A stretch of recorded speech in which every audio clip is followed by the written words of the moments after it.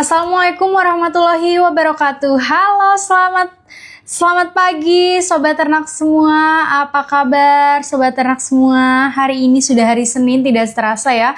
Udah mulai beraktivitas kembali sobat ternak. Selamat datang sobat ternak di live streaming Jaga Ternak yang dimana dipersembahkan oleh Kementerian Pertanian Republik Indonesia. Oke, hari ini kita akan mengundang narasumber yang luar biasa dengan topik yang sangat penting karena ingin menjelang Hari Raya Idul Adha, momen besar yang selalu identik dengan hewan kurban nih sobat ternak semua. Pada topik hari ini adalah kurban sehat, konsumen aman, dan juga peran balai veteriner menjaga kualitas hewan kurban. Oke, sobat ternak semua, kita akan invite Balai Veteriner Banjar yang akan menjadi narasumber kita hari ini, yaitu Dok Herwanto. Jadi sebagai veteriner muda Bivet Banjarbaru. Kita langsung invite saja ya sobat ternak semua. Tunggu sebentar, kita akan mengundang dari Bivet Banjarbaru.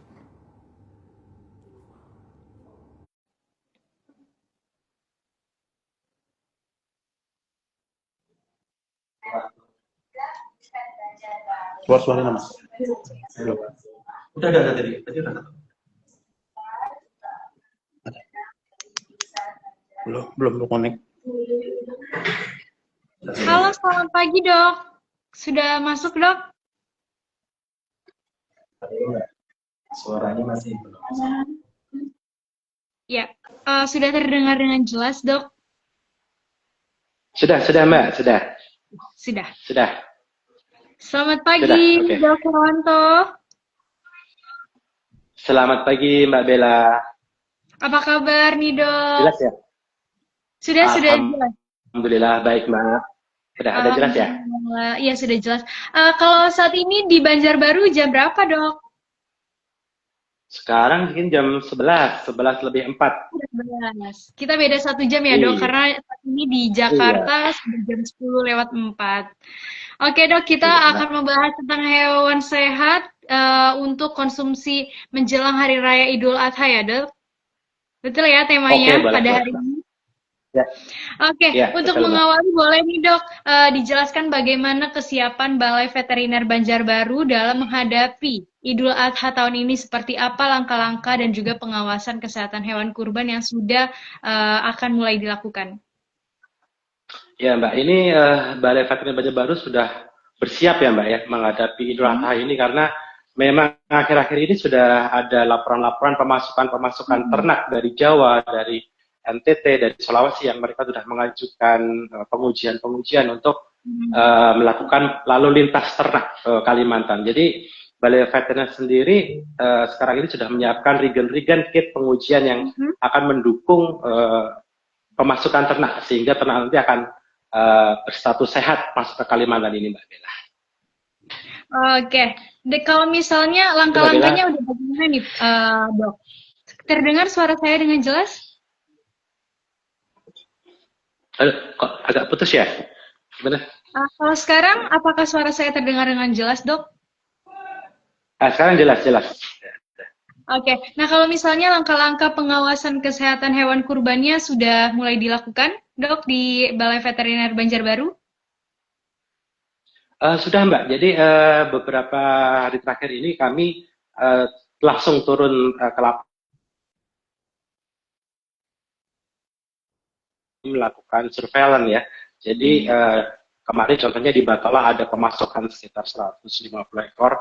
Kami secara tim langsung turun lapangan pengambilan sampel dari hewan tersebut untuk dilakukan pengujian di laboratorium, sehingga dipastikan nanti hewan yang akan didistribusikan itu sehat Mbak Bella. Jadi kita nggak akan melepas sebelum itu dilakukan pengujian gitu Mbak Bella. Oke, kalau misalnya nih dari pengalaman tahun-tahun sebelumnya, penyakit apa aja nih yang biasanya paling sering ditemukan saat pemeriksaan hewan kurban menjelang Idul Adha? Seperti kita ketahui ya, kemarin sempat melonjak penyakit mulut dan kuku di Jawa. Di Kalimantan Selatan sendiri memang dulu pernah terjadi outbreak penyakit mulut dan kuku ini. Cuman sekarang ini lebih bersifat sporadik. Jadi secara kasus nggak banyak, cuman spot-spot tertentu aja yang masih terdapat 1-2 ekor itu, tapi setelah dilakukan treatment, pengobatan, hewan tersebut mengalami penyembuhan, itu Mbak Bella. Berarti kalau misalnya di sana udah tidak ada kasus PMK lagi ya Pak, sudah melandai ya? Sudah melandai, cuman ada 1-2 itu spot-spot tertentu aja Mbak, dan itu langsung dilakukan tindakan karantina dan isolasi serta pengobatan Mbak. Itu pastikan dia sembuh baru. Ya. Nah, tapi saat kurban, apakah ada tahapan pemeriksaan hewan yang dokter bisa bisa menjelaskan ke sobat ternak apa aja yang akan dilakukan pemeriksaan, yaitu tahap antemortem sebelum sembelih dan juga sesudah disembelih. Oke. Jadi sebelum ternak ini kita didistribusikan untuk dilakukan penyembelihan, memang kita perlu melakukan Mbak Bella pemeriksaan antemortem ya. Pemeriksaan antemortem ini pemeriksaan sebelum dilakukan penyembelihan. Jadi secara fisik kita melihat secara visual gitu suhunya, terus penampakan dari mata, mulut, terus kuku. Jadi secara visual kita ngelihat dulu apakah ini sapi ini benar-benar sehat atau enggak, kan akan terlihat, atau cacat atau enggak itu kan akan terlihat ya. Jadi sebelum dilakukan itu juga kita selalu memeriksa khususnya sapi-sapi yang berasal dari Jawa yang masuk ke Kalimantan ini, kita lihat dokumen-dokumen kesehatan hewannya Mbak. Dia udah dilakukan vaksinasi atau belum, jadi kita pastikan itu hewan itu akan sehat. Dan setelah itu baru nanti dilakukan pemeriksaan postmortem. Postmortem ini pemeriksaan setelah dilakukan penyembelihan. Nah, ini lebih ke arah organ-organ dalam yang kita periksa ya. Contohnya aja yang sering kita lihat di korban-korban sebelumnya, kita akan memeriksa organ dalamnya seperti hatinya itu ada cacingan atau enggak, terus ada organ-organ lain yang abnormal atau enggak. Nah, itu yang perlu kita pastikan untuk memastikan bahwa standar kesehatan dari produk asal hewan ini akan terjaga, Mbak Bella. Oke, baik. Kalau misalnya dalam pemeriksaan itu tidak memenuhi syarat sebagai hewan kurban, apa prosedur penanganan yang dilakukan? Apakah hewannya langsung ditarik dari lokasi atau di proses karantina tertentu? Memang kadang-kadang kita sering ketika hewan itu kita periksa waktu awal datang itu memang nggak menunjukkan gejala ya. Tapi ketika sudah di dalam lokasi, misalkan di suatu masjid mau dilakukan penyembelihan dan segala macam itu, muncul gejala atau muncul penyakit-penyakit yang diindikasi itu, contohnya aja PMK atau penyakit yang lain, itu kita wajib segera menarik sapi tersebut dan mengisolasi sapi tersebut dan dilakukan treatment atau pengobatan, Mbak. Jadi jangan dilakukan penyembelihan. Jadi kita harus tarik itu ketika dia sudah menunjukkan gejala-gejala penyakit tersebut, Mbak Bella. Oke, tapi kalau misalnya ciri-ciri sapi yang sehat dan juga sapi yang tidak sehat tuh sebenarnya kalau misalnya aku sebagai masyarakat atau masyarakat awam membeli sapi itu ciri-ciri sapi sehat untuk kita beli sebagai kurban apa ya Dok kira-kira? Oke, secara umum ya Mbak ya, jadi kita sebagai orang awam kita ngelihat ini aja penampakan visual dulu dari matanya ya. Contohnya aja matanya itu dia berair atau enggak, bening atau enggak. Contoh kita juga manusia itu kan kalau sakit kan pasti akan kelihatan perubahan-perubahan di matanya, terus di mulutnya ada leleran-leleran liur atau enggak yang menciri ke arah PMK, terus di lubang hidung, terus dari penampakan kulitnya ada misalkan luka-luka atau enggak, bulunya bagus atau enggak. Biasanya kalau hewan-hewan atau sapi yang sehat itu kita ngelihat sekilas saja itu penampakannya itu dia secara fisik mengkilat bulunya itu nggak kusam ya, nggak kusam, nggak kotor, dia mengkilat gitu, terus gemuk ya nggak kurus, tulang-tulangnya nggak kelihatan kayak gitu ya.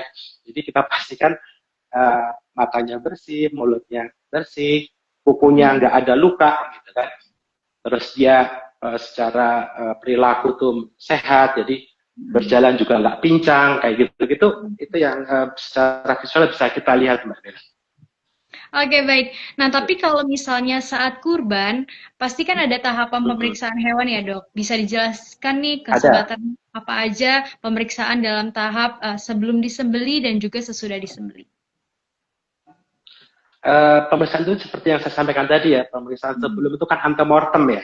Iya. Mortem jadi pemeriksaan sebelum disembelih kita lihat dulu penampakannya, terus kita cek suhunya panas atau enggak, terus biasanya itu mohon maaf di bagian anus itu kotor atau enggak itu bisa mengindikasikan dia diare atau enggak itu kelihatan dari anusnya itu kotor atau enggak. Dan pemeriksaan setelah dipotong itu tadi yang saya sampaikan postmortem itu kita bisa meraba dari organ-organ dalamnya, terus kita bisa menyayat dari hepar atau hatinya itu terdapat cacing atau enggaknya. Nah itu yang mengindikasikan hewan itu sehat atau enggak dan produk itu aman untuk dikonsumsi atau enggak. Oke, kalau misalnya dalam pemeriksaan sebelum disembelih ditemukan hewannya itu tidak memenuhi syarat sebagai hewan kurban.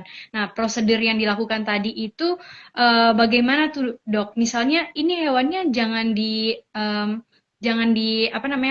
jangan untuk dikurbankan ya. Nah, itu proses pengembaliannya itu bagaimana tuh, Dok? Misalnya hewannya tidak lulus prosedur. Ya, kalau memang itu kita lihat gejalanya dulu, terus misalkan itu memang mengarah ke penyakit yang memang dalam tanda kutip tidak boleh disembelih, tetap kita menyarankan untuk ditarik sapi itu untuk dilakukan treatment, Mbak. Jadi jangan dipaksakan untuk dipotong, apalagi penyakit-penyakit yang gampang menular ya, seperti PMK, lato-lato yang kita sebut LSD, lumpy skin disease, itu kan bisa menyebar itu. Jadi tetap kita menyarankan untuk menarik sapi tersebut, jangan dilakukan pemotongan sampai dilakukan pengobatan dan sehat.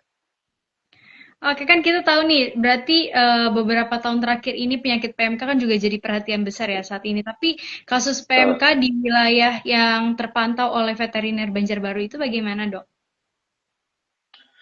Kalau untuk Kalimantan sendiri, alhamdulillah sekarang zero kasus ya secara laporan istiqlasi. Cuman ada beberapa spot di Kalimantan Selatan kemarin dan Kalimantan Tengah itu 1-2 aja yang menunjukkan gejala, tapi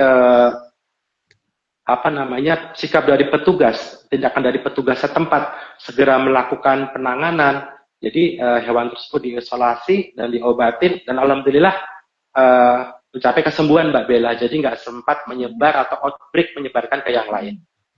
Gitu, alhamdulillah. Berarti langsung segera ditangani ya, Pak ya? Iya, wajib segera langsung ditangani, Mbak. Lakukan isolasi atau karantina. Jadi masyarakat bisa melapor ke petugas kesehatan setempat. Itu nanti untuk dilakukan pengobatan, Mbak. Karena sebenarnya PMK ini harus segera ditangani dan bisa sembuh sebenarnya kalau penanganannya itu tepat dan cepat, Mbak Bella. Cepat. Tapi selain PMK, apakah ada penyakit lain yang sedang mendapatkan perhatian ekstra di Balai Veteriner Banjarbaru, terutama terkait resiko hewan kurban? Oke, karena di Kalimantan Selatan ini kan banyakkan sapi-sapi Bali ya, Mbak ya. Jadi sapi Bali kami juga concern ke penyakit jemberana, Mbak. Penyakit jemberana itu harus kami harus lebih waspada lagi dan lebih ini lagi untuk penyakit jemberana dan penyakit lumpy skin disease atau lato-lato itu juga yang sempat outbreak kemarin, kita juga menjadi concern kami untuk menguji atau mengetes penyakit tersebut. Ada juga penyakit brucellosis atau penyakit guguran pada sapi itu juga menjadi perhatian Balai Veteriner Banjarbaru. Oke, nah Balai Veteriner Banjarbaru ini kan punya peran penting ya, nih Dok, sebagai laboratorium diagnostik.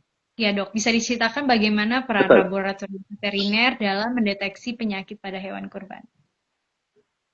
Baik, jadi Balai Veteriner Banjarbaru ini kan merupakan salah satu OPT-nya Kementerian Pertanian ya Mbak ya, yang memiliki wilayah kerja ke Kalimantan, dan peran Balai Veteriner Banjarbaru ini sangat penting dalam menjaga stabilitas, keamanan, kesehatan ternak yang ada di Kalimantan. Jadi ternak-ternak yang ada di Kalimantan, yang apalagi yang lalu lintas, kita tahu sendiri Kalimantan ini menjadi importir, Mbak Bella. Jadi importir sapi dan ternak dari Jawa, dari Sulawesi, dari NTT. Jadi peran Balai Veteriner Banjarbaru ini untuk melakukan surveillance atau monitoring, deteksi dini, supaya mencegah penyakit-penyakit yang akan masuk di Kalimantan itu sangat-sangat berperan banget, Mbak Bella. Jadi akses itu masuk lalu lintas itu Balai Veteriner sendiri melakukan monitoring surveillance yang rutin dilakukan oleh Balai Veteriner Banjarbaru sehingga meminimalisir terjadinya penyakit ataupun penyebaran penyakit yang ada di Kalimantan. Seperti ketahui kemarin waktu di Jawa kan sempat outbreak itu PMK ya, ya kan? Alhamdulillah di Balai Veteriner di wilayah kerja Kalimantan itu Balai Veteriner Banjarbaru dengan peran kami untuk monitoring dan surveillance itu kami tidak mengalami outbreak yang seperti terjadi di Jawa kemarin. Jadi masih aman di sini Mbak Bella. Oke, nah kan tapi biasanya boleh tahu nih berapa lama waktu yang dibutuhkan untuk proses diagnosa di laboratorium dari mulai pengambilan sampel sampai nanti keluar hasilnya, Dok? Oke, jadi untuk pengujian ini tergantung ujinya Mbak Bella. Jadi kalau misalkan untuk uji brucellosis ya kita ambil contoh aja uji brucellosis untuk penyakit brucella itu 1-2 hari itu selesai Mbak. Begitu sampel itu masuk ke Balai Veteriner Banjarbaru. Ini tergantung dengan metode ujinya. Misalkan untuk penyakit PMK kita melakukan pengujian serologis menggunakan ELISA itu sekitar 2-3 hari itu hasil bisa langsung diketahui. Bisa juga dengan metode lain seperti PCR ya. PCR itu yang lebih tinggi daripada ELISA untuk mendeteksi adanya antigen penyakit pada hewan tersebut. Itu sekitar 3-5 hari itu hasil pasti sudah keluar. Cepat kalau ujian di Balai Veteriner Banjarbaru. Berarti mungkin paling lama 5 harian ya Dok ya? Ya itu untuk PCR ya. Kalau biasanya untuk yang urgent investigasi atau itu sifatnya urgent itu bisa 3 hari itu selesai, 3-4 hari itu selesai. Oke, tapi setelah ada hasil laboratorium keluar dan hasilnya ada temuan penyakit, seperti apa tindak lanjut yang dilakukan oleh baik terhadap hewan tersebut maupun pengelolanya itu bagaimana Dok? Oke, biasanya dari customer atau dari dinas yang mengirim sampel ke kita melakukan pengujian dan hasilnya itu ternyata positif, kita kasih rekomendasi itu Mbak ke dinas untuk segera dilakukan isolasi atau karantina terhadap sapi-sapi tersebut, terhadap ternak tersebut untuk dilakukan satu pengobatan atau mungkin treatment-treatment yang lain sehingga sapi itu tidak boleh untuk didistribusikan atau dilalu lintaskan antar kabupaten atau antar provinsi. Jadi begitu itu keluar kami merekomendasikan ke dinas untuk dilakukan isolasi dan pengobatan.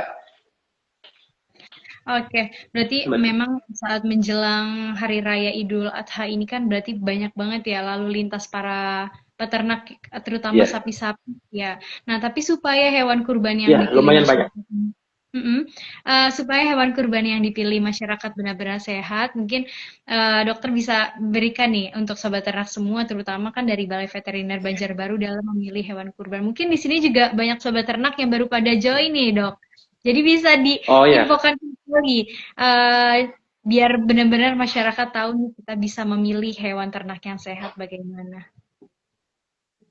Oke, jadi gini sebelum kita menentukan hewan itu untuk kita sembelih ya untuk korban ini ya, karena rata-rata sapi ini yang terus terang ini sudah beberapa permintaan dari Sulawesi pengiriman sampel untuk pemasukan sudah masuk ke kami, sudah dilakukan pengujian. Jadi untuk teman-teman sobat sobat ini ternak yang ingin memilih sapi, satu pastikan kalau itu sapi dari luar itu dokumen kesehatannya itu harus lengkap seperti SKKH, uji laboratorium itu untuk sapi-sapi yang datang dari luar ya, itu dari lalu lintas dari luar pulau kita masuk. Pastikan satu itu. Yang kedua saya bilang tadi secara visual itu kita lihat sapi tersebut ada kelainan-kelainan enggak, ada di matanya ada kerusakan atau enggak, di mulutnya ada liur atau enggak, atau di badannya ada luka, ada cacat segala macam. Nah itu harus kita perhatikan semua. Dan satu karena PMK ini sangat rentan ya, biasanya mereka punya recording vaksinasinya atau enggak, karena kadang-kadang dia sekarang nggak menunjukkan gejala, pas nanti mau kita potong Mbak, dia akan menunjukkan gejala. Itu pernah terjadi seperti itu. Jadi harus benar-benar dilakukan uji laboratorium untuk membuktikan bahwa hewan itu bebas dari penyakit tersebut. Itu Mbak Bella. Oke, baik. Nah, untuk berikutnya nih, apakah ada program edukasi atau pelatihan yang diberikan kepada panitia kurban, misalnya tentang penanganan daging yang higienis pasca penyembelihan? Nah, itu bagaimana, Dok? Apakah kira-kira ada di Balai Veteriner Banjarbaru? Jadi untuk program edukasi itu sebenarnya kita ada namanya Juleha Mbak Bella, juru Oh, sembelih Juleha. halal. Oke. Iya, Juleha itu, nah itu suatu pelatihan yang diberikan kepada masyarakat umum yang mereka akan biasanya melakukan penyembelihan di masjid-masjid. Itu bisa dilakukan pelatihan melalui Juleha, dan Juleha ini mulai dari prosedur pemotongan, halalnya, higienitasnya itu akan diajarkan di situ. Biasanya dilakukan oleh pemerintah daerah, itu bisa mengadakan dari lembaga pendidikan seperti FKH itu biasa melakukan pelatihan-pelatihan Juleha itu, juru sembelih halal. Gitu. Jadi mereka mendapatkan materi-materi untuk penyembelihan yang halal dan higienis. Ini saya jadi salah fokus sama namanya nih Pak. Unik sekali ya bisa Iya, Juleha namanya. iya. Sangat unik. Juru sembelih halal, Mbak. Iya.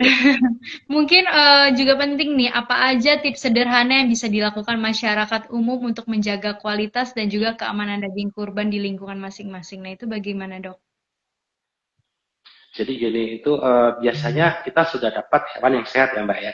Nah, setelah itu kita potong di masjid nih untuk melakukan pemotongan. Kadang-kadang pas proses pemotongan tersebut, higienitas tempat itu yang kadang-kadang sering kita lihat dia hanya menggunakan alas terpal atau apa. Nah, itu yang perlu dijaga. Karena ketika nanti hewan korban itu sudah disembelih, terus dikulitin, terus dipotong-potong, lingkungan yang kotor pun itu akan mempengaruhi dari kualitas produk itu sendiri. Dan dipastikan nanti ketika setelah dilakukan penyembelihan, itu benar-benar dilakukan pemeriksaan postmortem yang seperti saya bilang tadi, organ-organnya seperti apa, terus dagingnya seperti apa, ada kelainan atau enggak. Nah itu menjadi concern yang harus dilihat ketika setelah dilakukan penyembelihan. Satu lagi yaitu tadi higienitas tempat. Dari satu tempat itu, iya itu harus benar-benar dijaga karena kadang-kadang setelah disembelih cuma diparuh aja, terus itu kan kita nggak tahu ya di tempat di tempat terbuka gitu kan. Nah, kadang-kadang itu yang kadang-kadang miss di rekan-rekan semua ketika lakukan penyembelihan. Jadi daging itu yang tadinya harusnya sehat, ketika sudah dibuka dan dia terhampar di tempat terbuka, kita nggak tahu ada lalat atau apa dan segala macam. Nah, itu harus diperhatikan di situ. Iya, mungkin hal itu juga yang menjadi dagingnya tidak higienis ya dok ya, karena ditaruhnya sembarangan dan juga di tempat yang kotor. Iya. Oke baik dok. Untuk masyarakat awam juga nih dok, misalnya menemukan hewan kurban yang tampak sakit di pasar atau lokasi penjualan, bagaimana sih cara pelaporannya? Apakah bisa langsung ke balai veteriner atau lewat instansi lain? Oke, jadi kalau misalkan sobat ternak itu menemukan seperti itu, bisa melapor ke dinas yang menangani kesehatan hewan setempat ya. Biasanya di dinas pertanian itu ada bidang yang menangani kesehatan hewan dan kesehatan hewan masyarakat veteriner. Atau bisa langsung menghubungi Balai Veteriner Banjarbaru di hotline-nya 0811 500 553. Itu bisa langsung ke Balai Veteriner Banjarbaru dan kami akan segera turun ke lapangan. Gitu. Oke. Nah, kalau misalnya saat ini kita melihat kesiapan, adakah target khusus Balai Veteriner Banjarbaru di Idul Adha tahun ini, misalnya target daerah bebas kasus tertentu, atau target jumlah hewan kurban yang tervalidasi sehat? Apakah di Banjarbaru ada, dok? Kebetulan ada Mbak Bella.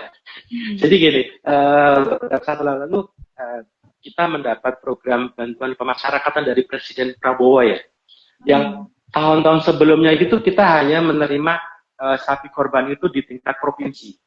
Sekarang Bapak Prabowo itu memberikan bantuan korban atau bantuan pemasyarakatan itu ke 54 kabupaten kota yang ada di Kalimantan plus 5 provinsi dan 2 di IKN, Mbak. Jadi ini menjadi concern Balai Veteriner Banjarbaru yang kami benar-benar harus mengamankan sapi-sapi bantuan presiden ini yang udah dalam waktu yang dekat ini Pak Dirjen juga sudah minta nanti tanggal 2 harus segera data-data itu masuk lengkap dengan pemeriksaannya, itu menjadi concern kami. Oke, nah yang terakhir nih dok, bisa disampaikan untuk sobat ternak semua dan juga lingkungan sekitar yang ada di Balai Veteriner Banjarbaru untuk masyarakat, peternak dan juga panitia kurban untuk bisa menjaga kesehatan hewan kurbannya dan juga sukses untuk Idul Adha agar menjalankan ibadah ini juga jadi lancar. Boleh dok memberikan pesannya semua untuk masyarakat? Baik, buat masyarakat yang akan melakukan Idul Adha ya, penyembelihan nanti di hari raya Idul Adha, kami berpesan satu, pemilihan hewan itu harus benar-benar cek semuanya, dokumen kesehatannya, recording vaksinasinya, terus visual bentuknya, dan dijaga hewan tersebut jangan sampai menunjukkan gejala sebelum nanti dilakukan penyembelihan. Dan apabila rekan-rekan sobat ternak itu sudah, dan kadang-kadang udah ada punya nih, dok saya udah punya nih, udah ada siap nih dari tahun kemarin, itu saya menyarankan sebaiknya dilakukan tes kesehatannya melalui Balai Veteriner Banjarbaru juga bisa, jadi terjamin nanti ketika menjelang Idul Adha hewan tersebut aman untuk dipotong. Jadi tanpa ragu-ragu bisa menghubungi Balai Veteriner untuk melakukan tes kesehatan pada sapi sobat ternak semuanya. Gitu Mbak Bella. Dok, mohon izin tadi ada yang tanya, boleh diulangi kembali nomor hotline-nya di Banjarbaru? Hotline-nya Banjarbaru di 0811 500 553. Oke, baik dok, terima kasih, luar biasa sekali ya hari ini udah Siap. ada nih informasi bermanfaat untuk sobat ternak semua untuk menjelang hari raya Idul Adha. Semoga dilancarkan ya teman-teman semua. Tapi ingat, pilih hewan kurban yang sehat, pastikan penanganan dagingnya dilakukan secara higienis, dan jangan ragu untuk laporkan jika ada indikasi hewan yang sakit. Karena dengan menjaga kesehatan hewan kurban, kita juga ikut menjaga kesehatan keluarga dan juga masyarakat sekitar. Dok Herwanto, terima kasih atas waktunya untuk live streaming. Sama-sama. Oke, Mbak Bella, sama-sama. Semoga nanti bisa live bersama saya lagi dengan tema-tema yang berbeda ya. Oke, sobat ternak, jangan lupa saksikan terus live streaming di Jen PKH dari Senin hingga Jumat pukul 10 pagi. Oke, saya Abel pamit undur diri. Wassalamualaikum warahmatullahi wabarakatuh. Terima kasih ya dok. Sampai ketemu lagi. Ya, sama-sama. Oke, Mbak Bella. Waalaikumsalam warahmatullahi wabarakatuh. Saya izin live ya dok. Ya, terima kasih. Siap, Mbak. Ya.